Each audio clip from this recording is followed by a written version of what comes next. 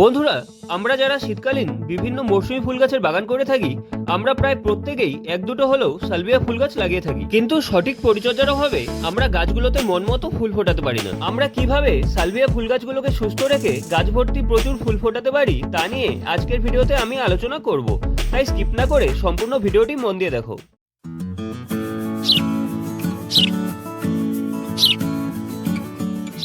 তোমরা এখানে দুটি ছোট টবে লাগানো সালভিয়া ফুল গাছ দেখতে পাচ্ছ।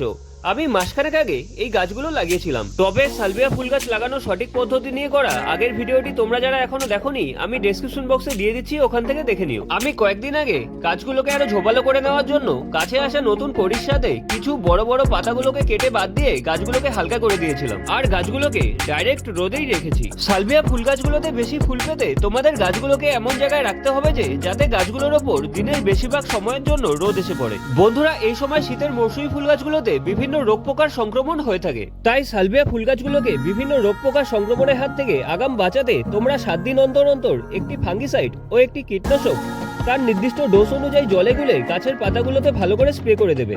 তোমরা গাছে যেদিন ফাঙ্গিসাইড স্প্রে করবে তার ঠিক 3 দিন পর কীটনাশক স্প্রে করবে। সালভিয়া গাছের প্রথম কড়ি ও বড় বড় পাতাগুলোকে কেটে দেওয়ার পর আমি টবের ওপরের মাটি অল্প খুঁড়ে নিয়ে প্রতি টবে 1 মুঠো একটি জৈব কম্পোস্ট ও তার সাথে হাফ চা চামচ এনপিকে 10-26-26 টবের ওপরের মাটিতে ছড়িয়ে দিয়ে মাটির সাথে ভালো করে মিশিয়ে জল দিয়ে দিয়েছিলাম। তোমরা কম্পোস্টের পরিবর্তে 1 বছরের পুরনো শুকনো গোবর সার 1 মুঠো প্রয়োগ করতে পারো। আর তোমাদের কাছে এনপিকে 10-26-26 না থাকলে তোমরা এর পরিবর্তে প্রতি টবের জন্য 1 মুঠো যে কোনো কম্পোস্ট অথবা শুকনো গোবর সারের সাথে হাফ চা চামচ সিঙ্গেল সুপার ফসফেট ও হাফ চা চামচ লাল পটাশ প্রয়োগ করতে পারবে। তোমরা এই পরিমাণ সার 6 অথবা 8 ইঞ্চি টবের গাছে প্রয়োগ করতে পারবে। বন্ধুরা, সালভিয়া ফুল গাছের সার প্রয়োগ করার 15 দিন পরের আপডেট তোমরা এখানে এখন দেখতে পাচ্ছ।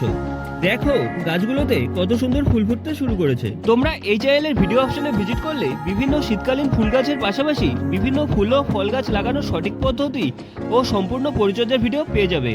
আর এই ভিডিওটি ভালো লেগে থাকলে লাইক, শেয়ার ও চ্যানেলটিকে সাবস্ক্রাইব করে দিও। এই ভিডিওটি সম্পূর্ণ দেখার জন্য তোমাদের অসংখ্য ধন্যবাদ।